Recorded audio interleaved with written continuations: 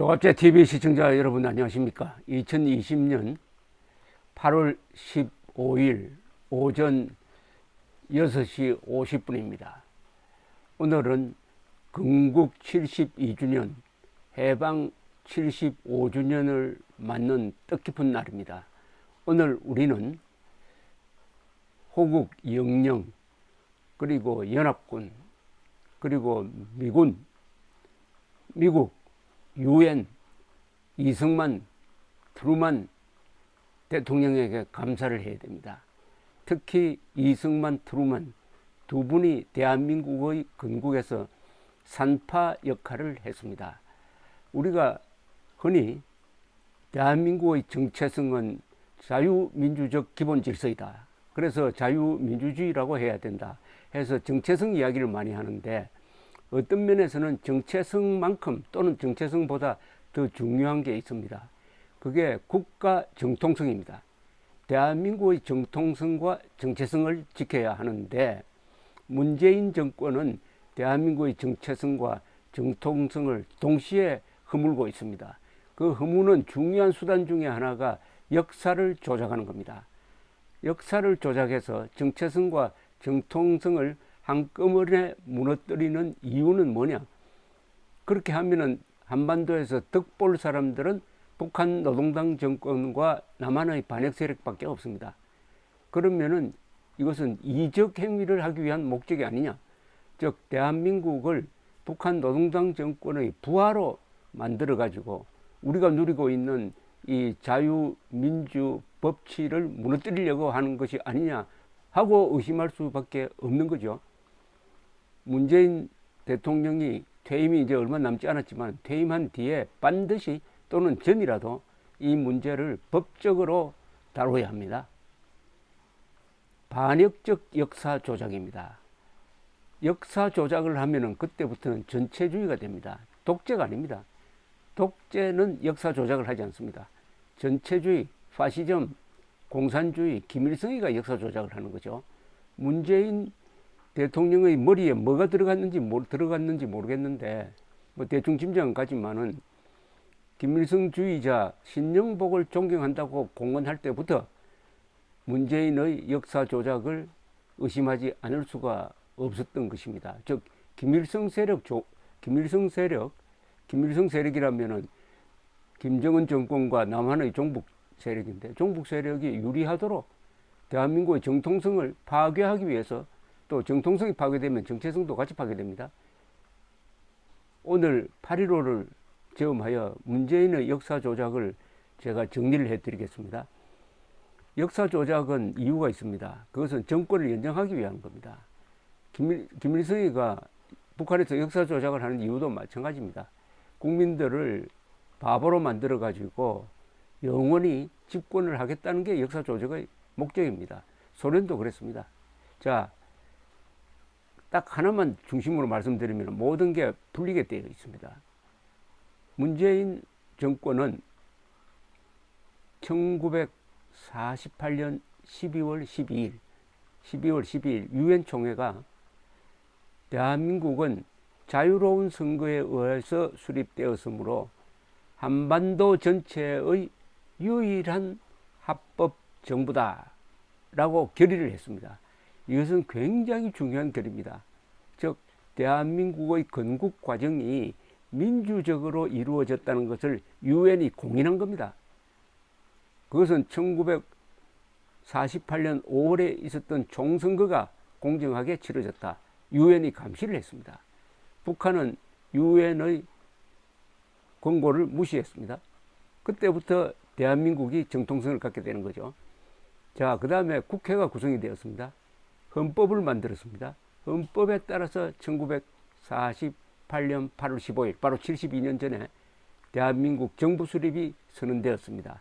총선, 국회, 헌법 제정, 정부 수립, 요거 전체를 묶어서 우리가 건국이라고 합니다. 건국. 근데 문재인 대통령은 이때부터 대통령 붙이기도 참, 왜냐면 문재인 씨가 대한민국을 인정하지 않으니까 대한민국은 문재인을 대통령으로 인정할 수 없는 건 너무나 당연한 거 아닙니까? 그러나 봐줍니다. 문 대통령을 할게요. 자, 문 대통령은 뭐라고 터무니없는 주장을 하느냐? 대한민국은 건국된 적이 없다는 거예요. 1948년 8월 15일 건국을 또 부정하고, 그러면 한때는 임시정부 수립일을 건국의 기점으로 본다더니 그것도 하지 않았어요. 대한민국은 지금 공식적으로 건국 기념일이 없는 나라가 되고 말았습니다. 생일이 없는 나라로 만들고 말았습니다. 문재인이 대한민국의 종손인데 종손이 호적을 바꾸고 말았습니다. 이런 배은망덕과 불효가 어디에 있습니까? 이걸 법적으로 처리 안 하면 대한민국은 생존할 수가 없습니다. 여기에 가담한 자들 다 나중에 형사처벌해야 됩니다.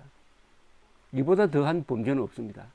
역사 조작하는 목적은 대부분 그 나라를 드높이기 위한 겁니다. 그래서 역사 조작을 하는 거예요.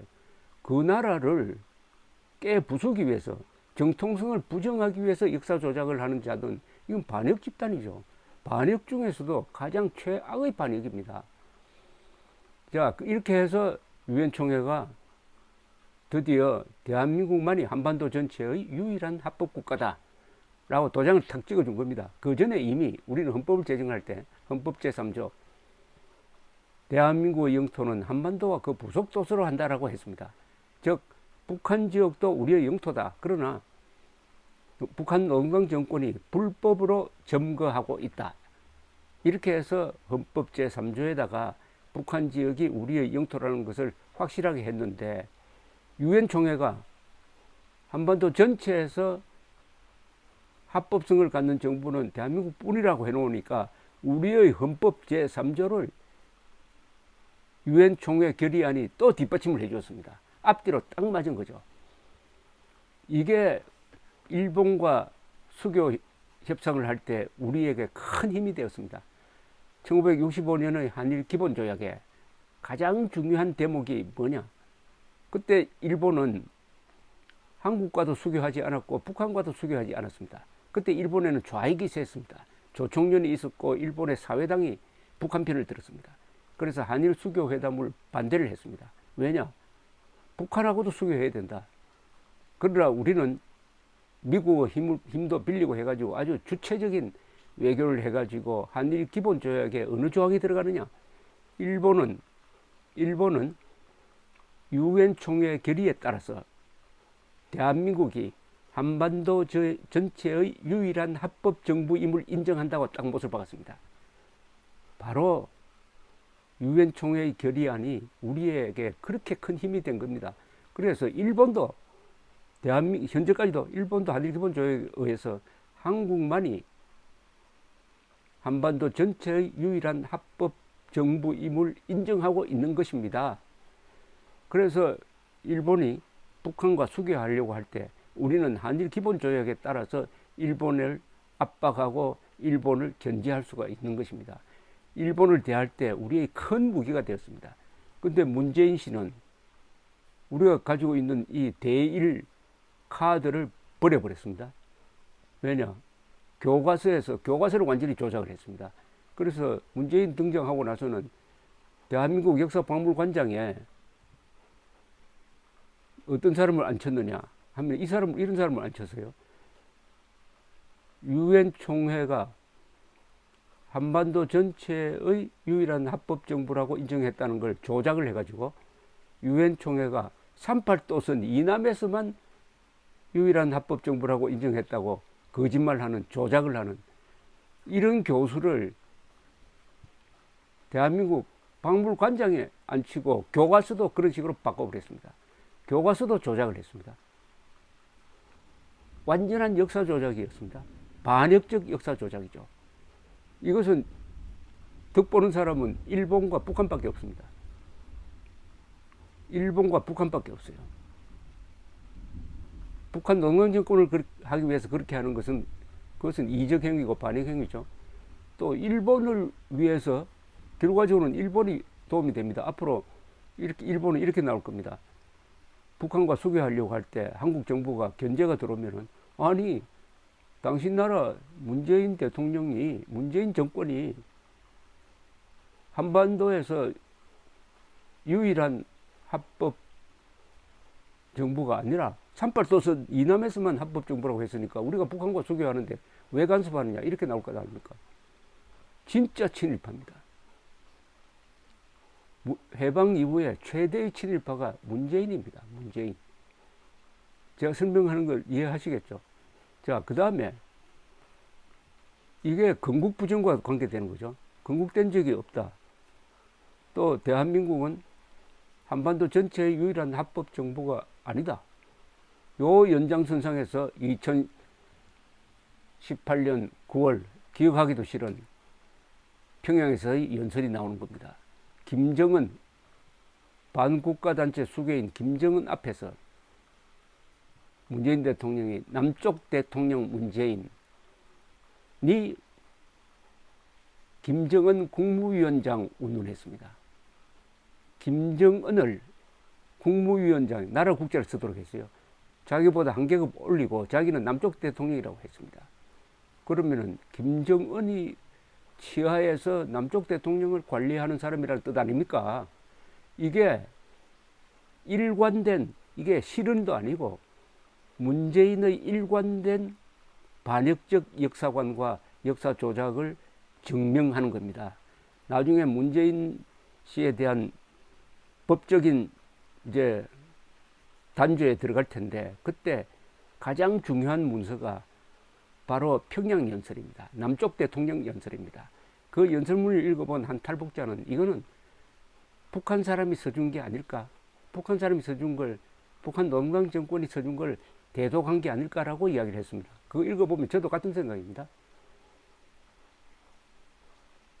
오늘 8월 15일을 맞아서 민족사적 정통성을 부정한 문재인 씨를 규탄합니다. 왜냐? 남북 간의 이 체제 대결은 결국 정통성과 정체성의 대결입니다. 민족사적 정통성이 평양에 있는 것이 아니라 서울에 있다. 그리고 반공자유민주주의라는 정체성, 이걸 지키는 겁니다. 정통성과 정체성을 지키는 겁니다. 남북 간의 대결을 정리하면 이렇습니다. 민족사적 정통성과 삶의 양식을 놓고 다투는 타협이 절대로 불가능한 총체적 권력투쟁입니다. 다시 한번 말씀드리겠습니다.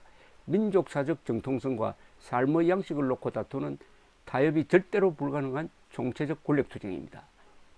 여기서 민족사적 정통성은 대한민국만이 한반도의 유일한 정통국가다. 북한은 이단 세력이다. 정체성은 대한민국은 반공자유민주주의 체제다. 요 두 개를 지키는 것, 지키기 위해서는 북한 농당 정권과의 대결에서 타협이 절대로 불가능하다는 이 점을 우리의 무기로 삼아야 합니다. 남북 대결의 본질은 민족사적 정통성과 삶의 양식을 놓고 다투는 타협이 절대로 불가능한 총체적 권력투쟁입니다. 그래서 이승만 대통령이 공산당은 콜레라와 같다. 인간은 콜레라와 같이 살 수 없다. 면서 트루만 대통령에게 보낸 편지에서 한국전쟁 6.25를 뭐라고 비유를 했느냐. 이것은 남북 간의 대결이 아닙니다. 이것은 김일성 집단과 한민족 전체의 대결입니다. 라고 말을 했던 것입니다. 즉 한민족 전체, 남북한 8천만 국민입니다. 북한도 우리 국민입니다. 북한 사람들도. 남북한 국민들이 손잡고 김일성 세력을 타도를 해야 되는데 지금 문재인 정권이 김일성 세력에 붙으려고 합니다. 문재인 정권을 말려야 합니다. 말을 듣지 않으면 혼을 내야 합니다. 감사합니다.